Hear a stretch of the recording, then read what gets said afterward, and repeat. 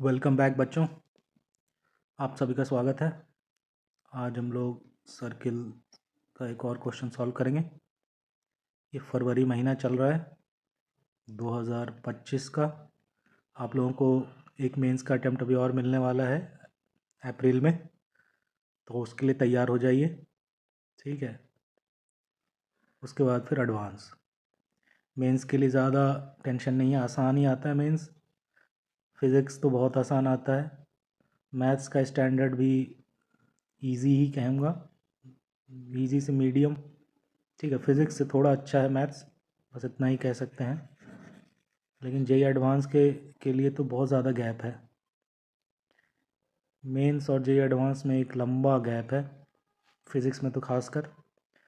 तो पूरा एक महीना है, फिज़िक्स को बार बार रिवाइज़ कीजिए। ठीक है, और केमिस्ट्री को बार बार रीडिंग मारिए। इसमें थोड़ा बहुत न्यूमेरिकल सॉल्व करना पड़ेगा, इसको तो रीडिंग ही मारना है। और मैथ्स में आपको सिलेक्टेड प्रॉब्लम सॉल्व करते रहना है। इसमें आपको फार्मूला पढ़ने से काम नहीं चलेगा। ठीक है, लगता है फार्मूला पढ़ लिया, ठीक है, सब ठीक है, लेकिन जब तक आप उसके लिए कलम नहीं चलाइएगा तब तक आपका हाथ साफ नहीं होगा। उसी तरह फिज़िक्स में भी आपको कलम चलाते रहना होगा। फिज़िक्स और मैथ्स में सिर्फ फार्मूला देखने से काम नहीं बनता है, फिर जब उसको अप्लाई करने जाओ तो आदमी फिर लड़खड़ाता है अगर आप प्रैक्टिस में नहीं हो तो प्रैक्टिस में रहना है फिज़िक्स और मैथ्स में। ठीक है, तो चलिए सॉल्व करते हैं इस क्वेश्चन को, जो जेई मेंस 2025 में आया था। आसान सा ही क्वेश्चन है। इसमें दिया हुआ है कि let a circle passing through 2,0 have its centre at the point h, k। एक सर्किल है जो 2,0 से पास कर रहा है, जिसका सेंटर है पॉइंट h, k पे। ठीक है, यहाँ पे कहीं पे सर्किल है जो इससे पास कर रहा है, सेंटर h, k पे है। Let x c and y c be the point of intersection of the line this and this if h is equals to limit c tends to 1 xc and k is equals to limit c tends to 1 yc, then the equation of the circle is। ठीक है, तो सबसे पहले question पढ़ के समझना है। ठीक है, लैंग्वेज का ही फिराक है।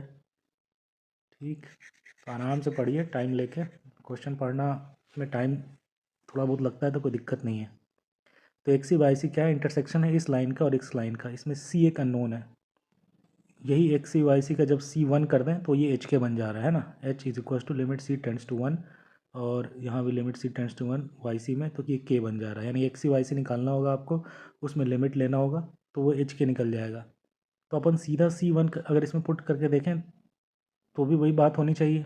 फिर इस दोनों को सॉल्व करके अपन एक्स सी वाई सी निकाल लेंगे, वो एक्चुअली एच के हो जाएगा।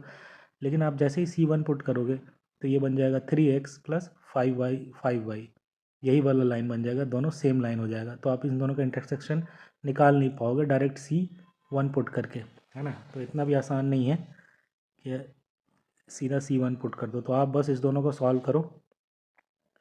3x plus 5y is equal to 1 और 2 plus CX plus 5C² is equal to 1। आपको बस इसको सॉल्व करना है।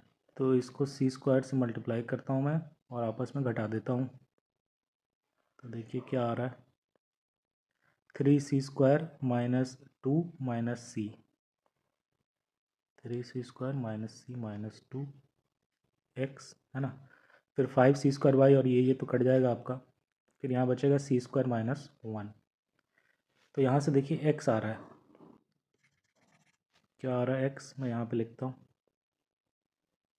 C² minus 1 upon 3C² minus C minus 2।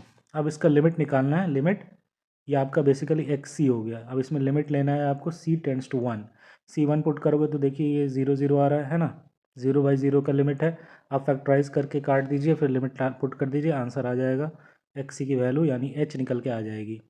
देखिए इसको फैक्टराइज करोगे तो आएगा ऊपर में C+1 इंटू C माइनस 1, और नीचे में इसको लिख सकते हो -3C प्लस 2C।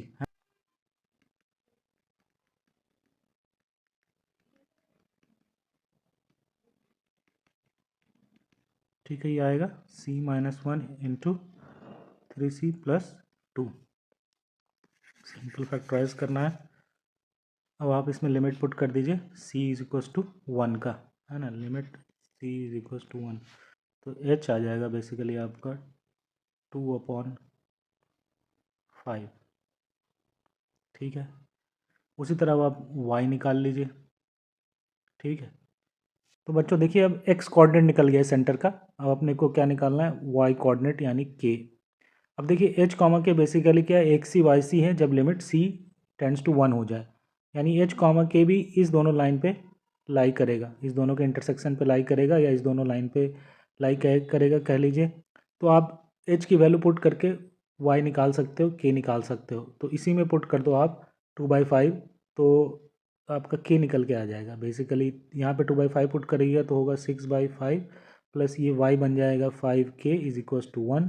तो देखिए यहाँ से k की वैल्यू आपकी सिंपल आ जाएगी -1/25, है ना। तो अब आपका सेंटर का कोऑर्डिनेट निकल गया है 2/5 1/25, और रेडियस आप निकाल सकते हो क्योंकि दूसरा कोऑर्डिनेट पता है 2,0, है ना। इस दोनों का डिस्टेंस फार्मूला लगा के आप निकाल सकते हो। तो अब आप सर्किल का इक्वेशन लिख सकते हो सिंपली, क्या होगा, x माइनस 2/5 का whole square plus y minus, ये बेसिकली हो जाएगा प्लस 1/25 का होल स्क्वायर क्योंकि -1/25 था, है ना। This is equals to radius का स्क्वायर, ये हो जाएगा 2 माइनस 2/5 का whole square plus 0 minus of 1/25 का होल स्क्वायर, यानी ये 1/25 का होल स्क्वायर। बस अब तो ये हो गया।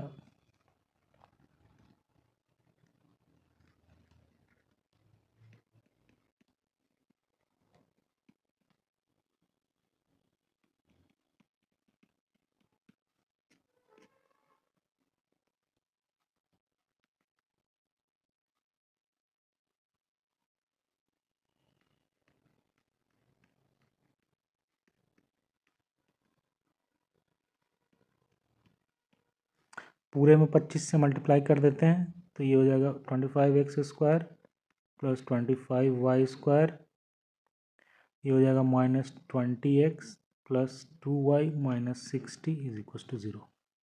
और यही होगा आपका answer, equation of the circle. 25x² 25y² minus 20x plus 2y minus 60।